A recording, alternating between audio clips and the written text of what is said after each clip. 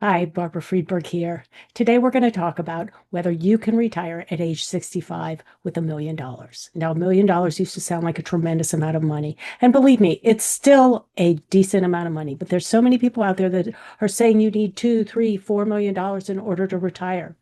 And we're going to talk about how to figure out if retiring at age 65 with $1 million is actually feasible today. And stick with me till the end. We're going to go through an example, and I'm going to give you a tool that you can play around with for free that can help you make this decision for yourself. It can sometimes be very scary to try and figure out how much you need to retire because someone who's living in New York City is going to need more to retire than someone who is living in Arkansas, the most affordable place to live in the United States. And many people choose to retire abroad, where you can live very nicely for a very small amount of money. So we're going to get into how to figure out how much you really need to retire. The first thing you need to consider when figuring out how much do I need to retire are your expenses. That is what is going to determine how much money you need in retirement. So let's figure that out first. And of course, your largest expenses are going to be cost of living, your rent, your home, your car, your food. Now, I'd like you to consider maybe you could retire earlier if you lived in a lower cost of living area. For example, the 10 cheapest places to live in the US are Arkansas, Mississippi, South Dakota, Oklahoma, Louisiana, North Dakota, Iowa, West Virginia, Kansas, Alabama. So those are the 10 cheapest places that you can live in the United States. If you want to retire affordably, figure out how much it's going to cost for you to live, and then plug in an inflation factor. Assume inflation goes up 2 to 3% a year, and you can get a pretty good idea of what your expenses are going to be in retirement. Don't forget about what you want to do in retirement. Some people love to travel. Others, not so much. Some people would like to get a camper and travel around the US, much cheaper than going abroad. Cruises are cheaper. Some people just want to keep doing what they've been doing their whole life, just a simple life. So plot out your expenses and then plug in an inflation factor of, say, 2, 3%, and you've got a good idea of how much money you will need to retire. But how do you do this? Well, we're going to get to that. Stay till the end, and I'm going to tell you exactly how you take these inputs and figure out what your retirement number might be. Next step, figure out how long you're going to be retired. Well, okay, that's impossible because nobody knows when they're going to die. But if you're relatively healthy and your parents lived into your 80s and 90s, well, then probably a good idea to assume that you're going to live a long life too. So figure out, do you want to retire early at 50? Do you want to wait till you're 70 to retire? So get an idea of how long you expect to be living in retirement. If your health is not great, you might project a shorter time to live in retirement. That's the second factor that'll go into planning for your retirement. First are your expenses. Next is an estimate of your lifestyle and your lifespan. So how much money are you going to have coming in retirement? Because that's also going to impact how much money you need to have saved up for retirement.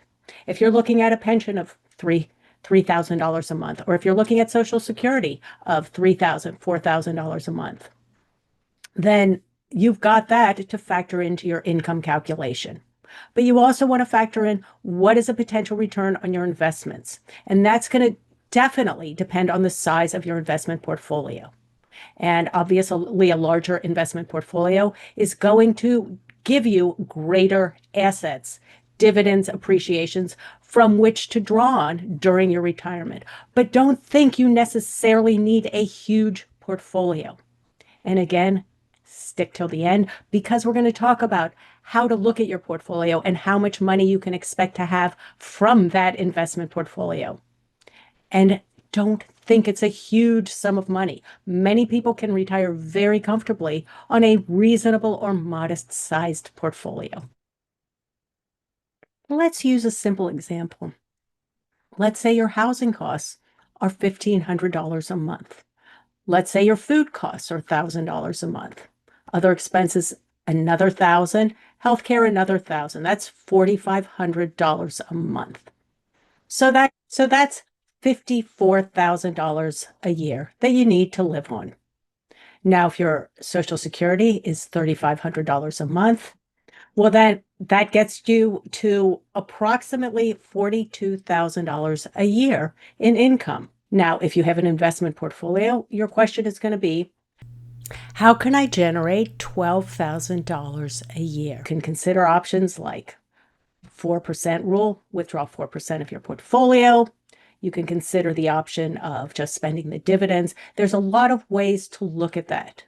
And we are going to spend a little time looking at one of my favorite retirement calculators, the Empower Retirement Planner. Because once you have your inputs, then you can see whether you're on track to meet your retirement goal or not.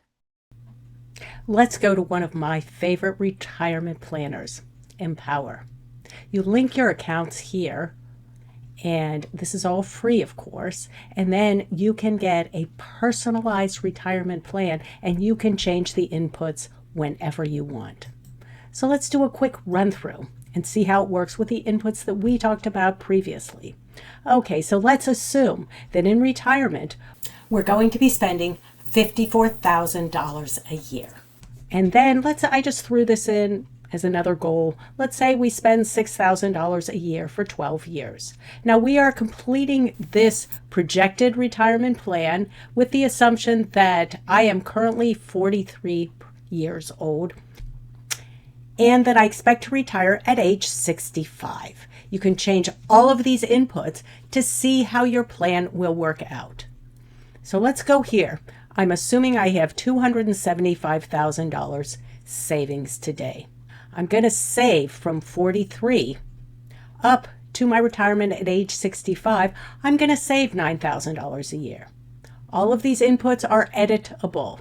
Now, after you input your accounts, you can pull up all of them here from your input accounts, or you can just put in some figures that you would like to use to figure out if, in fact, your retirement goals make sense.